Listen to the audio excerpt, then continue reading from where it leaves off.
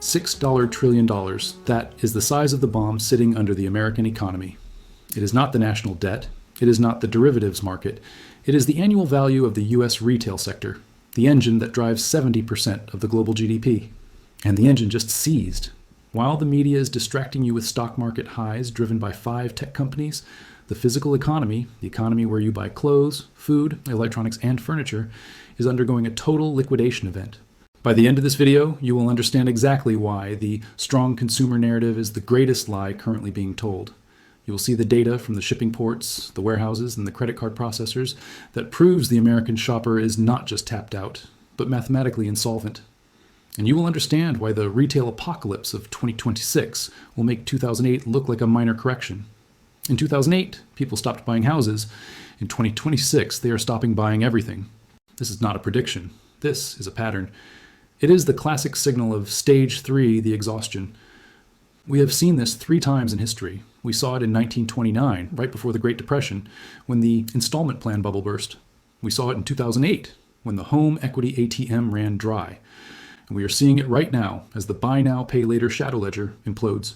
The $6 trillion retail collapse is the event they don't want you to prepare for, because if you prepare, their system breaks faster. They need you to keep spending. They need you to take out the loan for the vacation. They need you to finance the new iPhone. Because if you stop, the inventory gluts that are currently hiding in warehouses across the country will trigger a deflationary tidal wave that wipes out the banking sector. Let's look at the big lie. Turn on CNBC. They will tell you that retail sales came in strong. They will show you a chart that goes up and to the right. But they are using a trick. They are measuring sales in dollars, not units. If a carton of eggs cost $4 last year and $8 this year, and you buy the same carton, retail sales doubled. The GDP looks great. But did the economy grow? No. The economy stayed exactly the same, and you got 50% poorer. This is the inflation illusion. But now, we are seeing the crack in the illusion. For the first time since the 2008 crash, unit volume, the actual amount of stuff being moved, is collapsing. UPS and FedEx shipping volumes are down. Cardboard box demand, the ultimate leading indicator of retail health, is in a recession. People are spending more money to buy less stuff, and now they have run out of money. This brings us to the inventory apocalypse. During the pandemic, retailers panic ordered. They thought the stimulus checks would last forever. They filled every warehouse in America with patio furniture, flat-screen TVs, and exercise bikes. Now, the music has stopped. The consumer is broke, but the warehouses are still full. According to the latest logistics data, the inventory to sales ratio for general merchandise has spiked to levels we haven't seen since the dot-com bust. Retailers are sitting on billions of dollars of depreciating assets. And this is where the collapse begins. It costs money to hold inventory. You have to pay rent, you have to pay insurance, you have to pay staff. When inventory doesn't move, it turns from an asset into a liability. It becomes toxic. We are already seeing the panic. Look at the earnings calls of the major retailers. Target, Macy's, Walgreens. They are closing stores. They are slashing prices. They are using words like shrink, which is code for theft, and consumer softness, which is code for broke. They are preparing for the $6 trillion collapse. They are liquidating. They are trying to turn their goods into cash before the deflationary spiral hits. But they can't sell if you can't buy. And you can't buy because the credit limit has been reached. In the next section, I'm going to expose the shadow ledger that has been propping up this retail bubble. I'm going to show you the terrifying data from the buy now, pay later industry, where delinquency rates are double those of credit cards. We are going to look at the ghost malls and the commercial real estate bomb that is tied directly to this retail collapse. The store is closing. The liquidation sale has begun, and you need to know exactly what to do before the doors lock. Let's look at the mechanism of the crash. The $6 trillion collapse isn't happening in the open. It is happening in the shadows. To understand why this crash will be sudden and violent, we have to look at the debt that doesn't exist on paper until it explodes. We need to talk about the shadow ledger. For decades, the Federal Reserve has tracked consumer health by looking at credit card balances and mortgage delinquencies. But in the last 3 years, a massive, unregulated industry has emerged that bypasses the banking system entirely. Buy now, pay later, BNPL, Affirm, Klarna, Afterpay. You see their buttons at every checkout, from Amazon to the pizza delivery app. They promise interest-free payments. They promise convenience. But what they actually provide is phantom debt. According to a Harris poll conducted just last month, 43% of BNPL users are now using these services to pay for essential bills. They are financing their electric bill, They're financing their groceries when you have to split a $100 grocery bill into 4 payments of $25 because you don't have the cash. You are not shopping. You are surviving. And here's the terrifying part. This debt does not appear on your credit report in real time. The banks don't see it. The mortgage lenders don't see it. So a consumer can have $5,000 in hidden BNPL debt and still get approved for a new credit card or a car loan because their official file looks clean. We are stacking subprime debt on top of phantom debt. The latest data is screaming. Delinquency rates for BNPL loans are currently hovering between 34% and 41%. Let that sink in. Nearly half of the people using these services are missing payments. Compare that to credit cards, where the delinquency rate is bad but still under 10%. The BNPL sector is the subprime mortgage market of 2026. It is a toxic asset class that is about to default en masse. And when it does, it won't just hurt the fintech apps. It will crush the retailers. Retailers like Target and Walmart have booked revenue based on these phantom sales. They shipped the goods, they recorded the profit, but the money is never going to arrive. This leads us to the second pillar of the collapse, the ghost mall phenomenon. If the consumer is dead, the location is dead. We are currently watching the fastest acceleration of store closures since the pandemic. In 2025, retailers closed 15,000 locations. In 2026, analysts project that number to double. But they aren't just closing stores. They are abandoning entire shopping centers. Across the U.S., vacancy rates in Tier B and Tier C malls have breached 20%. These are becoming ghost assets. And this triggers the commercial real estate CRE bomb. Malls are financed with massive amounts of debt.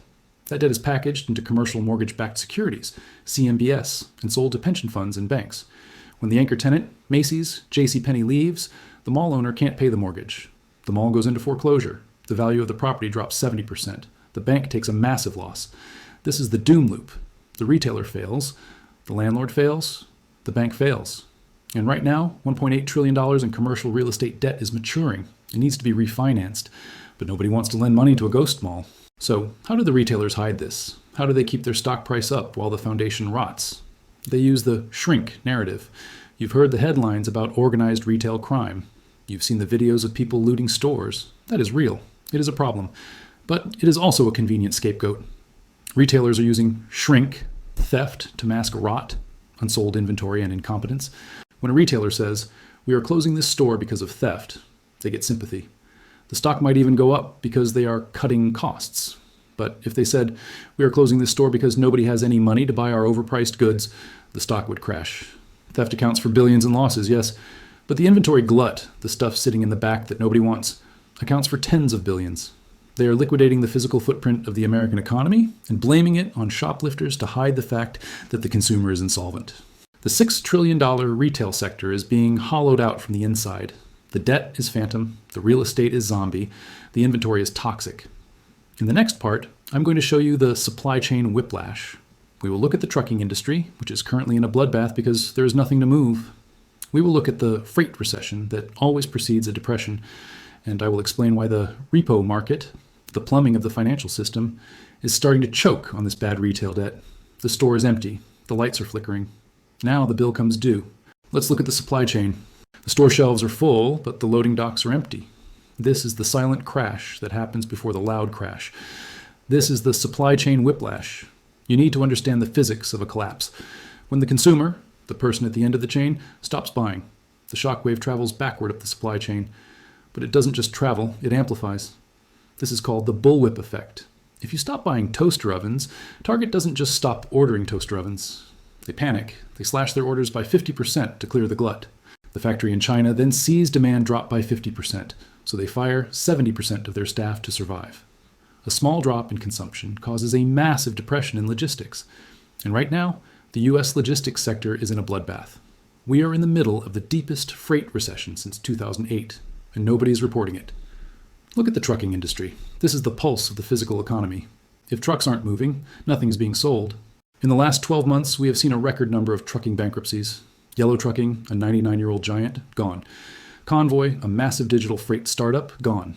Thousands of owner-operators are parking their rigs because the spot rates, the price to move a container, have collapsed below the cost of diesel. Why? Because there is nothing to move. The warehouses are already full of the toxic inventory we talked about in part 2. The retailers are not ordering new stock. They're trying to burn through the pile of unsold patio furniture from 2022. So the ships are arriving half empty. The ports of Los Angeles and Long Beach are seeing blank sailings. That means ships are being canceled because there is not enough cargo to justify the fuel. This is the physical manifestation of the $6 trillion collapse. The circulatory system of the economy has low blood pressure. It is fainting. But here is where it gets dangerous for your money. Here is where the physical problem becomes a financial crisis. You need to understand asset-based lending. Retailers and distributors don't pay cash for their inventory. They borrow money to buy it. They use the inventory itself as collateral. They say to the bank, lend me $10 million to buy these jeans, and if I don't pay you back, you keep the jeans. This works fine when jeans are worth $50. But right now, in the liquidation market, those jeans are worth $10. The collateral has evaporated. The banks are holding paper that is backed by ghost assets, inventory that cannot be sold at book value. And when banks realize their collateral is bad, they do one thing. They stop lending. This triggers a crisis in the repo market. The repo market is the plumbing of the global financial system. It is where banks lend cash to each other overnight to stay solvent. It is a $4 trillion daily market that keeps the lights on at Wall Street. Right now, we are seeing stress in the repo market that mirrors September 2019. Banks are becoming suspicious of each other as balance sheets. Bank A won't lend to Bank B because Bank B is exposed to a failing mall operator and a bankrupt trucking company. Bank A says, your collateral is trash. I want cash. When the repo market seizes up, the contagion spreads instantly. It spreads to the hedge funds, it spreads to the pension funds, and eventually it spreads to you. The credit crunch is the final stage of the retail collapse. It is when the credit card limits get cut. It is when the small business line of credit gets canceled. The banks are seeing the internal data. They see the BNPL defaults, they see the inventory write-downs, they see the trucking bankruptcies, and they are rushing for the exits. They are tightening standards at the fastest rate since the great financial crisis. The strong consumer narrative is being kept alive to let the insiders sell their positions. They need you to believe everything is fine, so you keep buying the stock market while they dump their shares. But the trucks don't lie, the boxes don't lie. The physical economy has stopped. The financial economy is just waiting for the gravity to catch up. We are watching the just-in-time supply chain crash into the just-ran-out-of-money reality. In the final part of this video, I'm going to show you the end game. I am going to explain exactly how this deflationary bust turns into an inflationary nightmare when the Federal Reserve is forced to print money to save the repo market. And I will give you the survival list. The 3 specific assets you must own when the store shelves go empty. Not because of supply chain breaks, but because the retailers have gone bust. The lights are flickering, the doors are locking. Let's talk about the way out. The store shelves are full. The loading docks are empty. The banks are hoarding cash. The collapse has triggered. Now we look at the end game. We look at how the government responds when the engine of the U.S. economy, consumption, seizes up completely. You need to understand one fundamental rule of the modern fiat system. The system cannot survive deflation. Deflation, falling prices and falling wages, is the nightmare scenario for the state. Why? Because the U.S. government owes $35 trillion. You cannot pay back $35 trillion with dollars that are becoming more valuable. You cannot service that debt if tax revenues collapse, because nobody is buying anything. So, when the $6 trillion retail collapse hits the headlines in early 2026, the Federal Reserve and the Treasury will have only one card left to play. They will panic. They will look at the crashing retail sector, the bankrupt trucking companies, and the frozen repo market, and they will declare a national economic emergency. And this is where the pivot happens. This is where we move from the crash to the reset. They will introduce Stimulus 2.0, but they won't call it stimulus. They will call it cost of living relief. They will call it the Supply Chain Stabilization Act. They will bypass the banks and inject liquidity directly into the system to stop the bleeding. They will print trillions to buy the bad debt from the retailers and the banks. This is the trap. Because while this printed money will stop the deflationary spiral of asset prices, it will ignite the inflationary explosion of consumer prices. We are heading for a bifurcated economy. This is a phenomenon we haven't seen since the 1970s, but on a much larger scale. On one side, you will have the deflation of stuff. The prices of discretionary goods, flat-screen TVs, designer clothes, furniture, used cars, will crash. Nobody wants them, and the inventory glut is massive. You will see 70% off signs everywhere. The ghost malls will be turned into warehouses for junk. On the other side, you will have the hyperinflation of needs. The things you must have to survive, meat, energy, insurance, rent, will skyrocket. Why?